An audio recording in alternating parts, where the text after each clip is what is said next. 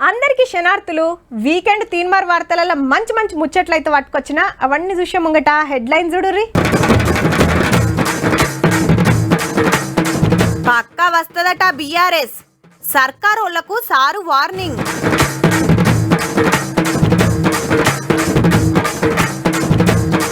కశ్మీర్ మీద కండ్లు మండేనట అటాక్, పాకిస్తాన్ మీద యుద్ధానికి తయారు.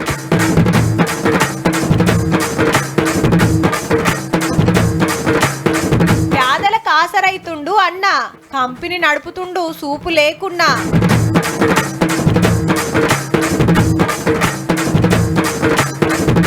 జీవాలకు వేస్తుర్రు సవలతులు, ఎట్లా కొడుతున్నాయి మరి ఎండలు.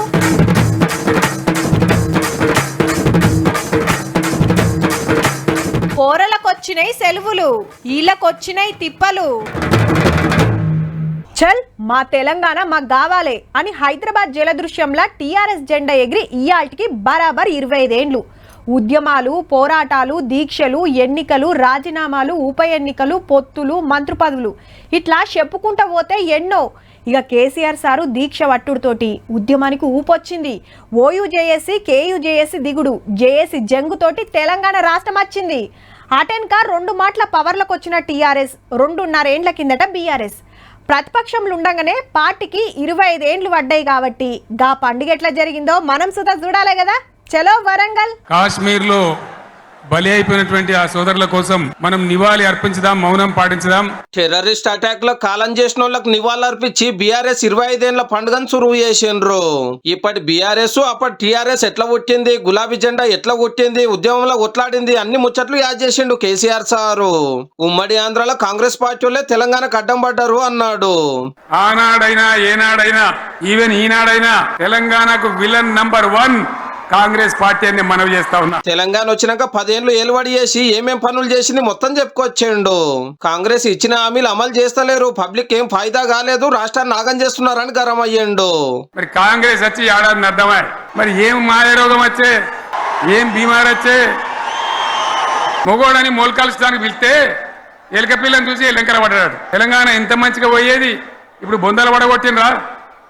ఎంత ఘోరమైనటువంటి ఫలితం మనం చూస్తున్నాం. ఇవాళ సారు గిట్ల మాట్లాడుతుంటే అటుకెళ్ళి సీఎం అనుకుంటా కారు కార్యకర్తలు ఊకు అడ్డం పడుతుంటే వరకు గిట్ల గుస్సా అయ్యండు. అరే మళ్ళీ సీఎం పెట్టిరా భయ్, ఎక్కడికెళ్ళి మోపోయినరా మీరు? బుద్ధి లేదా? ఆగు, ఏమైనా లుబాబీ ఆగు, వద్దంటే మళ్ళీ ఏందండి ఇవాళ రాజశేఖర వాళ్ళు అది మనోడేనా? మిషన్ భగీరథ తోటి ఇంటింటికి నల్లలు పెట్టిస్తే కాంగ్రెస్ సర్కార్ పథకం పక్కకు పెట్టిర్రు అనుకొచ్చిండు. కట్టిన ఇల్లు పెట్టిన పోయి మంచి నీళ్ళు కూడా ఏ సాధన అయితే లేదా? నా మనసు బాధ అవుతుంది, నా మనసు కాలుతుంది, ఇబ్బంది అవుతుంది. నా కళ్ళ ముందటనే తెలంగాణ ఇట్లా కావడం నాకు దుఃఖం కలిగిస్తా ఉంది. నేను ఆవేదనతో చెప్తున్నా ఈ మాట. హైడ్రా తెచ్చి పేదోళ్ళ ఇల్లు కూలుస్తున్నారని గుస్సా అయ్యిండు. ఎటువంటి శని నెత్తి మీద పెట్టుకున్నాం మనం. జేసీబీలు పెట్టి మేము చెరువులలో పూడికెళ్ళి తీస్తే వీళ్ళేమో హైడ్రా అని మన బొందా అని పెట్టి పేదల ఇండ్లు కూడా కొడతా ఉన్నారు. కంచె గచ్చిబౌలి భూముల పంచాయతీ మీద ఈ మాట అన్నాడు. ఇలా హైదరాబాద్ యూనివర్సిటీ అమ్ముతున్నారు, రేపు ఉస్మాన్ యూనివర్సిటీ అమ్ముతారు. బీఆర్ఎస్ సభకు పర్మిషన్ ఇస్తానికి సర్కార్ వాళ్ళు సతాయిచ్చిరట. పోలీసులు మా వాళ్ళ మీద ఉత్తుతగానే కేసులు పెడుతున్నారని సీరియస్ అయ్యిండు. పోలీస్ సోదరులను నేను అడుగుతా ఉన్నా, మీరెందుకు దునుకులాడుతుండ్రే? మీకేమక్కడ వచ్చింది? మీ డైరీలల్లా రాసి పెట్టుకొని 100కు 100% ఇలా తెలంగాణ చెలరేగిన పరిస్థితికి మళ్ళా వచ్చేది బీఆర్ఎస్ గవర్నమెంటే. మీరెందుకు కేసులు పెడుతున్నారు నాకు అర్థం కాదు. మీరెందుకు దునుకులాడుతున్నారు? మీరెందుకు బలైతారు? రేపు ఇక ఈడికెళ్ళి నేను కూడా ఊకోను, నేను బయలుదేరతా. యాందాకైనా మంచిదే. సర్కార్ వాళ్ళు అన్నిట్లో ఫెయిల్ అయ్యారు, కమిషన్ల ముంగట్టున్నారు అనుకొచ్చిండు. సారు అసెంబ్లీకి ఎందుకు వస్తలేడో కూడా చెప్పిండు. కేసీఆర్ నువ్వు రా అసెంబ్లీకి. ఏ నీ కాయగూరు ముచ్చట్లు తింటానికా? పిల్లలు అడిగితేనే మీకు జవాబు చెప్తలేరు. మెదక్ ఎమ్మెల్యే కొత్త ప్రభాకర్ రెడ్డి సారు నడుమ సర్కార్ కూల్చోడు మీద ఏమేమో అనుకొచ్చిండు కదా. అలా చూసారా మా గవర్నమెంట్ పడగొడతారట. మేమెందుకు పడగొడతాం రా భయ్? మాకేమైనా కాల్చేరు గులగుల పెట్టినాయా? మేమా కిరికిరి పని చెయ్యం బిడ్డ. మీరే ఉండాలి. ఓట్లు తీసుకున్నారు, చక్కగా పని చేయకపోతే మీ ఈపులు ప్రజలే సాఫ్ చేస్తారు. కర్రగుట్టల కాల్పులు ఆపాలి, శాంతి చర్చలు చేయాలని సెంటర్ వాళ్ళని డిమాండ్ చేసిండు కేసీఆర్ సారు. నేను కోరుతా ఉన్న కేంద్ర ప్రభుత్వాన్ని, బలం ఉన్నది కదా అని చంపుకుంటా పోవుడు కాదు, అది ప్రజాస్వామ్యం కాదు. ఆపరేషన్ కగార్ వెంటనే ఆపేయండి. ఆ నక్సలైట్లను పిలిచి డెమోక్రటిక్ స్పేస్ ఇచ్చి చర్చలు జరపండి. పవర్ పోయినాక ఇదే పెద్ద మీటింగ్ కాబట్టి పబ్లిక్ కూడా బాగానే వచ్చిండ్రు. వరంగల్ కేసీఆర్ సార్ ఇట్లా మాట్లాడంగానే హైదరాబాద్ లో మంత్రులు మైకుల ముంగట్టుకు వచ్చిండ్రు. కాంగ్రెస్ పార్టీ తెలంగాణ రాష్ట్రాన్ని ఇచ్చినందుకు విలనగా చిత్రీకరిస్తున్నారా? మీ మనసులో ఎంత ద్వేషాన్ని నింపుకొని ఎంత తాపత్రయపడుతూ మళ్ళీ అధికారంలోకి రావాలి అని పగటి కలలకు అంటున్నారయ్యా? ఏమంటావు? పాకిస్తాన్ వాళ్ళకు మనకు యుద్ధం వచ్చుడేనా? పరిస్థితి చూస్తే అచ్చతట్ట కొడుతుంది కాక. కాశ్మీర్లో చంపిన వాళ్ళు మా వాళ్ళు కాదు, మాకేం లంకలేదంటారు కదా. మరి షేప్ ఇచ్చింది మేమే అని మైకుల ముంగట మొత్తుకుంటుంటే నువ్వేందే అలా దిక్కు మాట్లాడుతున్నావు? మరి సింధు నది నీళ్ళు ఇవ్వకుంటే వాళ్ళు ఊకుంటారా? దెబ్బకు తొవ్వకొస్తారు చూడు. ఇగో ఊర్లల్లా రచ్చబండ కాడ గిట్లనే నడుస్తున్నాయి చర్చలు. మరి ఇవాళ ఏమైందంటే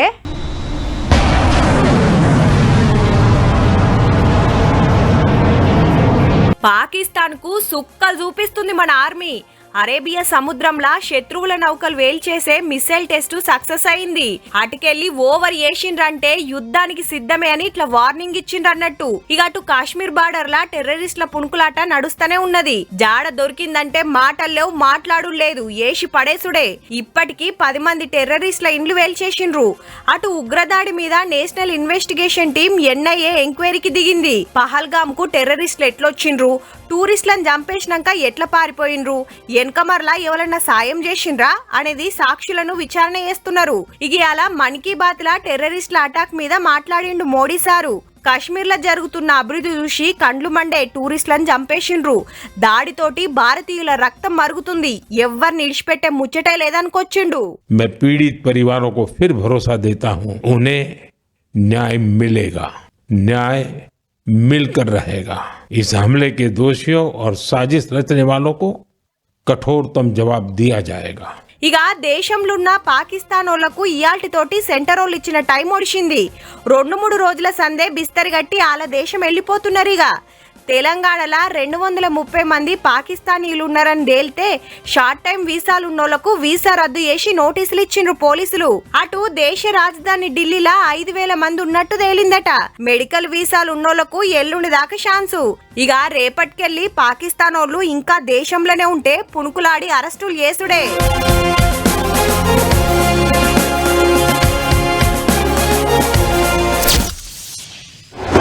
అబ్బబ్బా, ఏ ముడికి పాడైతుందిరా నాయన. ఫ్యాన్ తిరుగుతున్నట్టే కానీ గింత గాలి వస్తలేదాయే. జరసేపట్ల బయట కూకుందామంటే గర్మిగాలుల దోలుడు ఎక్కువాయే. ఇంట్లో ఉండలేక బయటికి పోలేక చిన్న గోసగాదు ఒక్కొక్కలది. గంత తిప్పలబడే బదులు ఓ కూలరో ఏసీయో పెట్టించుకుంటే కాదా అనేరు. ఉన్నోళ్ళు ఎట్లయినా తెచ్చుకుంటారు. మరి లేనోళ్ళ పరిస్థితి? దర్వాజలకు కిటికీలకు తట్సంచులు కట్టాలి, తడుపుకుంటూ ఉండాలి. కానీ పట్నంలో ఉండేటోళ్లకు గీ తిప్పలు తప్పించుకునే తొవ్వటు ఉన్నదుల్లో చాలా మంది అదే బాటలో పోతుర్రు కూడా.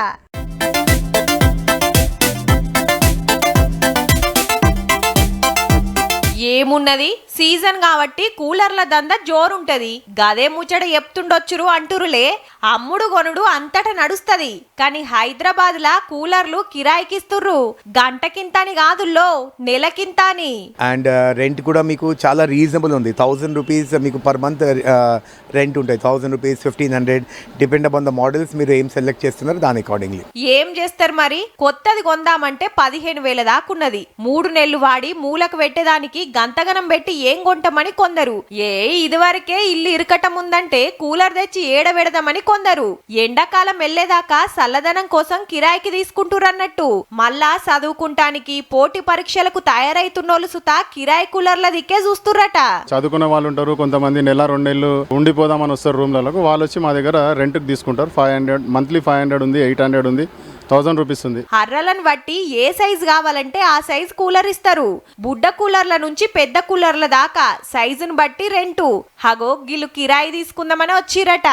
నెల రోజులు తీసుకుందాం, అప్పటిదాకా నచ్చితే మాత్రం మళ్ళీ పెట్టుకుందాం. ఇక పిల్లగాళ్ళు ఎట్లా అంటే అట్లా. ఎండలు ఇట్లనే ఉంటే మళ్ళీ నెల కిరాయి కడితే అయిపోయే. వేలకు వేలు పోసి కొనలేనోళ్లకు మంచిగానే అక్కెరొస్తట్టున్నది. గంత ఇల్వగల కూలర్లు అంత అల్కగేమి ఇయ్యరుల్లో. డిపాజిట్ తీసుకొని మళ్ళీ వాళ్ళు వెళ్ళిపోతప్పుడు వాళ్ళ డబ్బులు వాళ్ళకి ఇచ్చేస్తాం. మేము ఎన్ని రోజులు రోజులైతే ఉంచుకుంటారో అన్ని రోజుల పైసలే తీసుకుంటారు. హైటెక్ సిటీ, కొండాపూర్, మాదాపూర్, అశోక్ నగర్, దిల్సుఖ్ నగర్, అమీర్పేట్ ఏరియాల అద్దె కూలర్లకు ఫుల్ గిరాకీ. చదువుకుంటోళ్ళు, కొలువులు చేస్తోళ్ళు, బ్యాచిలర్స్ అంతా కిరాయిలకే తీసుకుంటురట. గీ సౌలతున్నదని తెలవక ఇన్నొద్దులు ఉడకపోతలనే ఉండొచ్చురు. రేపు ఎండ సురుకులు, గర్మిగాలులు పెరిగే కోపున్నదట. కాబట్టి దగ్గర పట్లున్న దుకాణాలకు పోయి కుదిరితే కొనుక్కోర్రి, లేదంటే కిరాయి కన్నా తెచ్చుకోర్రి. ఉడకపోతకు కొంతల కొంతన్న ఫాయిదా ఉంటది. పెద్ద చదువులు చదవాలి, ఏక్ నెంబర్ కొలువు కొట్టాలి, కాలు మీద కాలేసుకొని కూకోవాలి, ఇంటోళ్ళను మంచిగా చూసుకోవాలి. ఇట్లనే అనుకుంటారు ఎవ్వలైనా. పక్కోళ్ళ కాసర కావాలి, వాళ్ళని సుత మీదికి దేవాలని అనుకునేటోళ్ళు లక్షల మందిలో ఒక్కలుంటే మా ఎక్కువ. ఇక దివ్యాంగులు, సూపు లేనోళ్ళు అయితే వాళ్ళ పని వాళ్ళు సగబెట్టుకునే వరకే సరిపోతుంది. కానీ అన్న అట్లా కాదుల్లా.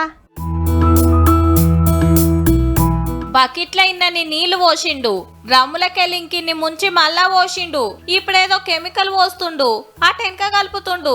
మంచిగా చూడుండ్రి, కండ్లు గాన రాకున్నా ఏడేమున్నదో ఎంకులాడుకుంటా ఏం తయారు చేస్తుండంటే ఫినాయిల్. ఇదొక్కటే కాదులో, floor cleaner, toilet cleaner, glass cleaner తయారు చేసేట్లా తోపు అన్న. నిర్మల్ జిల్లా వాలేగాంలుండే అన్న పేరు మహేష్. మహారాష్ట్ర అందుల బడిలో షరీక చేపిస్తే 10వ తరగతి దాకా చదివి ఆ 10క డిగ్రీ పట్టా సుతా అందుకున్నాడు. అట్లా అని అందరి లెక్క కొలువు చేయాలనుకోలే. క్లీనింగ్ ప్రొడక్ట్స్ బిజినెస్ చేస్తే కొందరు మంది దివ్యాంగుల కుటుంబాలకు మనము ఉపాధి ఇవ్వగలుగుతామన్న ఉద్దేశంతో నేను మా మిత్రుల సలహాలతో బెంగళూరులో 3 months ట్రైనింగ్ తీసుకోవడం జరిగింది. సెంటర్ గవర్నమెంట్ నుంచి లోన్ తీసుకొని మాటేగాంల కంపెనీ పెట్టి పడేసిండట అన్న. ఒక్కనికే తిప్పలైతదని గీ అన్న సుతా ఇంత ఆసరైతుండు. లోన్ వచ్చిన తర్వాత ఆయన ఇబ్బంది పడుతుందని చెప్పేసి ఆయనతో పాటు నేను కూడా కలిసి చేయడం జరుగుతుంది. ఆదిలాబాద్, నిజామాబాద్ జిల్లాలకు సప్లై చేస్తున్నట.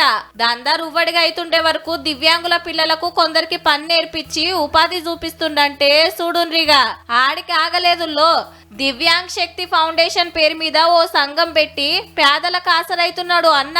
గీ అక్కోళ్ళకైతే ఇల్లే కట్టించిండు. అత్తగారు అక్కడికి వెళ్ళి ఏం సపోర్ట్ లేదు, తల్లిగారు అక్కడికి వెళ్ళి కూడా ఏం సపోర్ట్ లేదు. అందరు ఊరోళ్ళ తరపున ఇల్లు కట్టించిండ్రు. దివ్యాంగ్ ఫౌండేషన్ నాకు ఉండడానికి ముందు ఇల్లు కూడా లేదు. అందరూ మంచి నీళ్లు తాగాలని స్కూల్లో ఓ వాటర్ ప్యూరిఫైర్ పెట్టించిండు. మా పాఠశాలలో ఉన్నటువంటి నీటి సమస్యను గమనించి పాఠశాల విద్యార్థులకు శుద్ధి చేయబడినటువంటి నీటిని అందించేటువంటి వాటర్ ప్యూరిఫైర్ ని చదువుకునే పోరలకు సుతా ఒయిలు, పెన్నులు కొనిస్తాడట. ఇట్లా కంపెనీ పెట్టి అన్న కుటుంబమే కాకుండా ఇంకో 10 కుటుంబాలను బతికించుకుంటా ఇంకో దిక్కు పేదలకు ఆసరైతున్నాడు. సూప్ ఒక్కటి లేదన్నట్టే గాని మనసు అయితే మొగులంత పెద్దదేపో.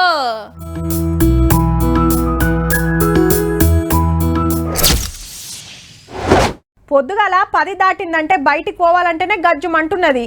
అర్జెంట్ పనుండి పోతే అట్లా బయటికి పోయి ఇట్లా వచ్చే వరకు పానం కింద మీద అవుతుంది. సీదా కుండకాడికో ఫ్రిడ్జ్ కాడికో పోయి లీటర్లకు నీళ్లు తాగినా గింత సుత దూపారతలేదు.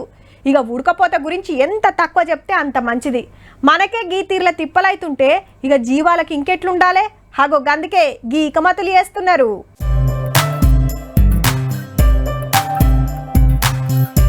కాకలు నీళ్లు కొట్టేది ఇండ్లకు కాదుల్లో, జీవాలుండే తావులకు. ఆగో పైప్ పెట్టి నీళ్లు కొడుతుంటే చిరుతపులిది చిన్న సంబురం కాదు పో. ఎండ తిప్పలు లేకుండా చల్లగుండేటట్టు వరంగల్ జూ పార్క్ ల జీవాల కోసం గీ సవలతులు చేసిండ్రు. ఏదో ఒక పూట కాకుండా రోజంతా చల్లగానే ఉండేటట్టు చూసుకుంటుండ్రు కేర్ టేకర్లు. పొద్దున రాగానే లోపల చెక్ చేసుకున్న తర్వాత వాటర్లో ORS పోస్తున్నామండి. డైలీ 3 times 4 times మన గంత తట్లు తడుపుతున్నాము. స్ప్రింక్లర్స్ ఆల్రెడీ బయట స్ప్రింక్లర్ వేస్తాము. పార్క్ అంతటా స్ప్రింక్లర్లు పెట్టిండ్రు. గర్మి గాలి సొర్రకుంటా ఇట్లా తట్టు సంచులు, గ్రీన్ మ్యాట్లు పెట్టి ఊకుకే తడుపుతుర్రన్నట్టు. కూలర్ సౌలతి సుతా ఉన్నది. ఇక బయట తిరిగే నెమళ్ళు, పక్షులు, జింకలు, దున్నలకు సుతా నీళ్లు ఓడుతున్నారు. ఉడకపోతకు వశపడక పులి చూడుండ్రి నీళ్ళల్లో ఎంత ముద్దుగా జలకాల ఆడుతున్నదో. టైగర్ డేషన్లో రిలీజ్ చేయగానే ఫస్ట్ ఆఫ్ ఆల్ పోయేది నీళ్ళ తొట్టిలోకి. దానిలోనే ఉండి ఒక 1/2 గంట సేపు ఉన్నాక బయటికి వచ్చి మళ్ళీ రెస్ట్ తీసుకుంటుంది. ఎండాకాలానికి తగ్గట్టు తిండి సుతా బలంగల్లదే పెడుతున్నారు. పుచ్చకాయలు, దోసకాయలు, ఆకుకూరలు, క్యారెట్, పప్పులు, గోధుమలు ఈ అన్నిటితో పాటు ORS సుతా నీళ్ళల్లో కలిపి పెడతారు. అగో తాబేళ్లు చూడుండ్రి, ఒడ్డుకొచ్చి కుమ్ముడు, నీళ్ళల్ల బొర్రుడు. జీవాలను ఎప్పటికప్పుడు కేర్ టేకర్లు చూసుకుంటా సల్లగుండేటట్టు నీళ్లు కొట్టుడు. ఎండలకు జీవాలకు తక్లీఫ్ కాకుండా సవలతులు చేసిండ్రు గాని పబ్లిక్ కు సుతా ఇంకిని సవలతులు చేస్తే బాగుండే. బయట దానికంటే పోల్చుకుంటే మనకు జూ పార్క్ లో వేడి అనేది తక్కువ ఉంది. విజిటర్స్ హ్యాపీగా వచ్చి ఎంజాయ్ చేసి ఎనిమల్స్ ని చూసి వెళ్ళొచ్చు. ఎండాకాలం సెలవులైనా ఇంకే సెలవులు వచ్చినా పోరలది చిన్న సంబరం ఉండదు. చదువుడు రాసుడు ఏ లొల్లి లేకుండా మంచిగా అమ్మమ్మ నాయనమ్మ ఊర్లలోకి పోవచ్చు, పొట్టు ఆడుకోవచ్చని. ఐతారం ఎప్పుడొస్తుందా అని 6 దినాలు ఎదురు చూస్తోళ్లకు నెలన్నర బడి మోకాన చూడకుండా సెలవులు వస్తే ఇంకెట్లుంటుంది. ఇక సర్కార్ హాస్టళ్లలో ఉండే పిల్లలైతే సెలవులు ఎప్పుడు వస్తాయా, ఎప్పుడు బయట పడదామా అన్నట్టే ఉంటారు. కానీ వీళ్ళ పరిస్థితి మాత్రం అంత రివర్స్ ఉన్నదుల్లా. ఎండాకాలం సెలవులకు పోరలంతా ఎవలిండ్లల్ల కాళ్ళు పోతే గీ ముగ్గురు అక్క తమ్ముళ్ళు మాత్రం ఎటు పోవాలనో తెలియక రందితోటున్నారు. ఈ సెలవులు ఎందుకు వచ్చినట్టు అని గుడ్ల నిండా నీళ్లు తీసుకుంటుర్రు. ఎందుకంటే సొంతూరు మెదక్ జిల్లా కుర్తివాడ అన్నట్టే గాని ఆడ ఉందామంటే తావులేదు, మంచి షెడ్డలు అరుచుకునేటోళ్ళు లేరు. మాకు హాలిడేస్ వచ్చినాయి, మేము ఇంటికి వచ్చేసాము, కానీ మాకు ఇల్లు లేదు. మా అత్తమ్మ వాళ్ళు భారం వేసి మమ్మల్ని చదివిపిస్తుర్రు. చిన్నప్పుడే అమ్మ ఇడిచిపెట్టి పోతే పానం బాగలే నాయన కాలం చేసిండు. అయ్యో తమ్ముని బిడ్డలు దిక్కులేనోళ్ళు అవుతుండ్రని చూడలేక ఇలా మేనత్తే దగ్గరికి తీసుకొని ముగ్గురిని సర్కార్ రాష్ట్రాల నుంచి చదివిస్తుంది. ఆడున్నంత సేపు మంచిగానే ఉంటారు, కానీ సెలవులు వస్తేనే హాస్టల్లో ఉన్నంత మట్టుకు వాళ్ళకి ఏం గుర్తుకు రాలే. ఇప్పుడైతే ఇంటికి వద్దామంటే మాకు ఎవరు దిక్కు, ఇల్లా లేదు, తల్లిదండ్రులా లేరు, అసలు మేము ఏం కావాలి అని ఒక ప్రశ్న అయిపోయింది. ఈ అమ్మోళ్ళు ఉండేది కిరాయి ఇంట్లోనట. హైదరాబాద్ లో ఇండ్లల్లో పనిచేస్తది. అటు ఆళ్ళ నీడ చూడాలి, ఇళ్ళ నీడ అరుచుకోవాలని ఒక ఏడుపు కాదు. నా భర్తడు చనిపోయిండు, నేను తల్లిగారితో ఉండి పట్టి కింద పిల్లలను చూసి పెద్దగా చేసుకుంటున్నాను. చదువులకు కూడా ఇబ్బంది అవుతుంది నాకు కూడా. చిన్న పిల్లలు చిన్న గుడిసుంటే అది సుత కూలిపోయే ఉంది. ఇంత చిన్న ఏజ్ లా ఇండ్ల పొంట తిరుక్కుంటుండే కన్నా అసలు సెలవులే రాకుంటే బాగుండే అంటురు పిల్లలు. పిల్లల గోస చూస్తాంటే పానం కలుక్కుమంటాంది. దాతలు సర్కార్ ఇంత ఆసరయ్యి వాళ్ళ బతుకులు నిలబెట్టాలి అని కోరుతున్నారు ఊరోళ్ళంతా. వాళ్ళు కూడా వేరే రూమ్ లో కిరాయి తీసుకొని ఉంటున్నారు కాబట్టి వీళ్ళని కూడా పోషించాలంటే చాలా భారంగా ఉంటుంది. ప్రభుత్వం కూడా ఏదైనా సాయం చేస్తే బాగుంటుందని కోరుకుంటున్నాను. పిల్లలను చూస్తే గోస అనిపించబట్టింది, జర ఆసరా గాండ్రి సార్లు.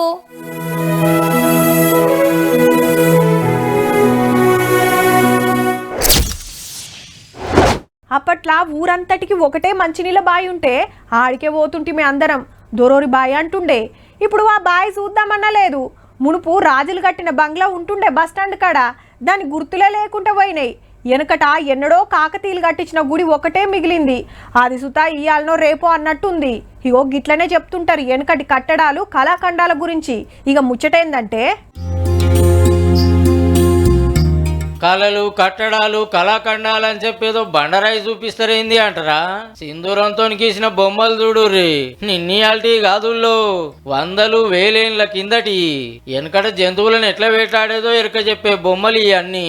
అగో చేతుల త్రిశూలం, ఇంకో చేతుల పంగ కట్టె పట్టుకున్న బొమ్మ. అప్పట్లో అవే ఆతార్లు అన్నట్టు. బండరాల కింద గుహలు, ఆటిల్ల కొలువైన దేవుళ్ళు తీరు బొమ్మలు చెక్కి ఉన్నాయి. సంగారెడ్డి జిల్లా ఎర్దనూర్ల వెనకటి సౌడమ్మ సిద్ధేశ్వర గుట్టల మీద ఉన్న గుర్తులు ఒక్కొక్కటి మాయమైతానికి తయారున్నాయి. అవు మళ్ళా గుట్టల కింద చుట్టుముట్టు చూడుర్రి, మొత్తం క్రషర్లు రౌండ్ అప్ చేసినాయి. తాపకింత పొతం పెట్టుకుంటూ వస్తున్నారు. దోస్తాన్ల దాంట్లో వచ్చి ఆడుకుంటుంటిమి. అప్పట్లో ఉన్న బొమ్మలు దేవుళ్ళని మేము చాలా ఆడుకొని సంతోషపడుతుంటిమి. చిన్నప్పుడు ఈ గుట్టల మీదకి వచ్చి గోదలు మేపేదట ఊరోళ్ళు. ఆడాడ 2-3 కుంటలు బాయిలుంటే క్రషర్ల చేతతోనే అడ్రస్సే లేకుండా పోయినాయట. 4 మూలల బాయి అని ఉండే, ఆ బాయిని మొత్తం ఆ కమరన్ కుంట్ల లేకుండా చేసేసారు. దాన్ని చూద్దామంటే అది కనిపిస్తలేదు. ఆదిమానవులు తిరిగిన ఏరియాను పురావస్తు శాఖలు పట్టించుకోకపోవడంతోని కాంట్రాక్టర్లు పర్మిషన్లు తెచ్చుకొని ఇష్టం వచ్చినట్టు గుట్టలు పొతం పెడుతున్నారు. వేల సంవత్సరం పురాతన పెయింటింగ్ వేయడం జరిగింది. ఆ పెయింటింగ్ చరిత్ర కూడా ఇక్కడ చెడిపోతున్నది. ఆ దుమ్ము ధూళివారి మనము ఈ పురాతనమైన ఆనవాళ్లను భావితరాలకు చెప్పే అవకాశం కూడా లేకుండా చేస్తున్నారు. ఇంత గుట్టలే లేకుండా పోతే వెనకట ఎట్లుండనో రేపటి పోరలకు ఏం చెప్తాం? కాపాడాలి అని కోరుతున్నారు ఊరోళ్ళంతా. మళ్ళా స్టోన్ క్రషర్లు చేయబట్టికే గుట్టల మీద జాతరలు శుభకార్యాలు సుధా చేసుకోకుండా అయిందట. గుట్టలను కాపాడి టూరిస్ట్ జాగలెక్క డెవలప్ చేస్తేమన్నా ఫాయిదా ఉంటదేమో ఆలోచన చేయుర్రి సార్లు.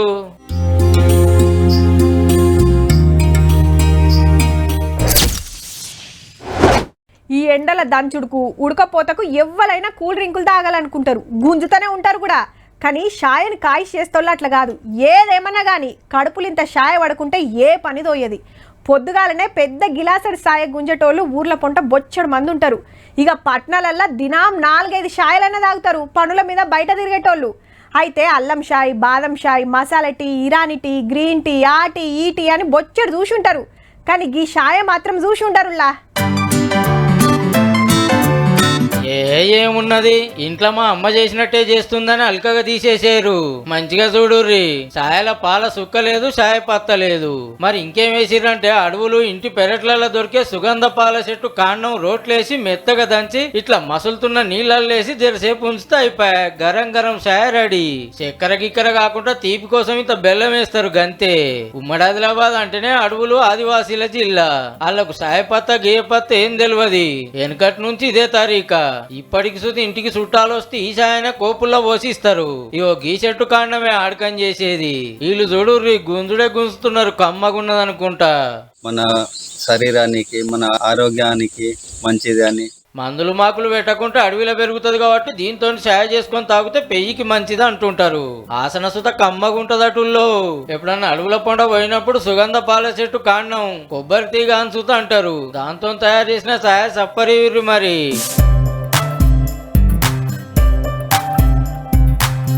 చూసిండ్రు కదా, ఇక ఇవ్వుల్లా ఇయాల్టి వీకెండ్ తీన్మార్ ముచ్చట్లు ఉంటామల్లా. నమస్తే.